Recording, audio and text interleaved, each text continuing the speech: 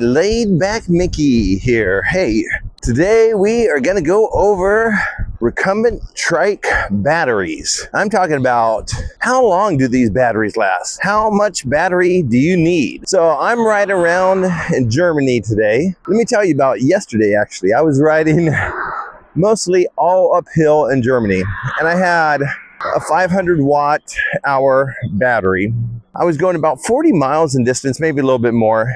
I found out getting a standard size battery when you're going 40 miles and a lot of it's uphill is not the way to go. What you want to do is you want to go a larger battery. I was using a Shimano battery at the time. Should have gone for a 630 watt hour battery. That is their extended life battery.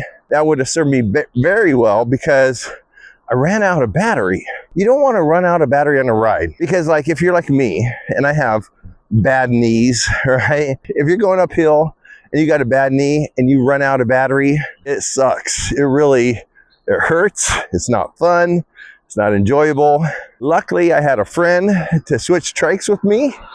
He didn't have any bad knees. He had good knees. He's able to pedal it without the battery with no problem because you know what? You can actually pedal a trike when the battery dies. You still can pedal, you still can ride, and so that's not a problem. The problem is it's painful if you run out of battery and you still need to go another 10, 20 miles. Yeah, you can get stuck actually in some places. So I like to minimally do extended life battery, one at least. Now, a lot of people carry a second battery. Like with ice, they give you an extended life battery right now so that you could actually go a decent distance. And if you're going uphill, that's going to draw more amperage and drain it quicker. But a lot of people will get the second battery attachment, right? So that way they can carry it. Like if they're doing a longer trip, like what I'm doing today, I'm going around a lake in Germany. If they're doing a longer trip, you want to take a second battery. Some trikes you can mount it on a second bracket. Like sometimes you can mount it on a seat or behind the seat.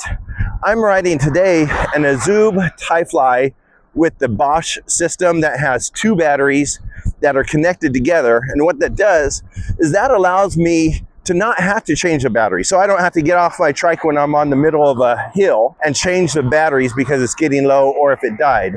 On the Zoob, when you order the two batteries, they're the two extended life batteries. So they're two 800 watt hour batteries.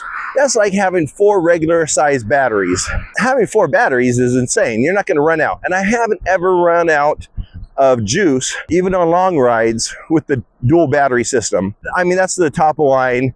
When you order the Azub, you can order it with the Bosch CX motor. That one has a ton of torque.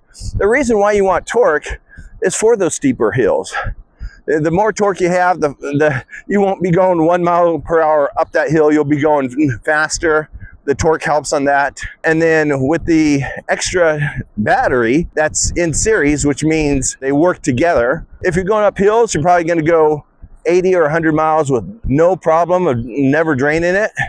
Now, if you're going on the flats, you can get up to 240 miles in eco mode.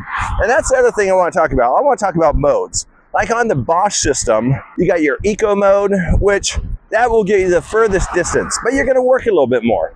So people go, motors are cheating. They're not cheating. Trust me, even when I'm in turbo, I'm working out when I'm going up a hill. So with the motor, you still have a mid-drive motor, you still have to pedal, but you get to choose the level of assist that you get. So on eco, you can go a long ways, just a little bit assist. On touring mode, which is what I usually use at home most of the time, that will go ahead and, you know, with the dual battery system, I'll pretty much never run out. Not on the rides that I do, which I usually go about 30 miles on my standard ride for, you know, until I got to get back home or go to work. When I'm on vacation, like now, I'm actually going 40, 50 miles. That's when you need more battery. And that's when I find out, like, if people are going on vacation, they don't want to be charging it all the time. They want enough juice to go out 1 day or 2 days and go as far as they want. Now remember, if like on the hills yesterday when I was using turbo, it sucks that amperage really fast. And you got to be careful that you do have enough juice on those long rides that are mostly uphill. If it's flat, you're going to be fine. But if you're on hills a lot, it's going to suck that juice really fast. That's the thing about batteries. Make sure you got enough. You know, and some people go, hey, I don't even use a motor. I don't need batteries. Well, here's the funny thing. I was with my friend and he was riding with me when my battery ran out. I took his trike that had still plenty of juice on it, right? It was an extended life battery. And I switched trikes with him, and this was a steep hill, and he's a young guy, and he's all like, oh man, help me, this is hard, push me up the hill. A motor, it's a game changer when you're doing trikes. It's a game changer when you're doing bikes. I mean, the motor technology over the last 4 years, 5 years, has just been insane. It has gotten so good. If you want to enjoy life, right?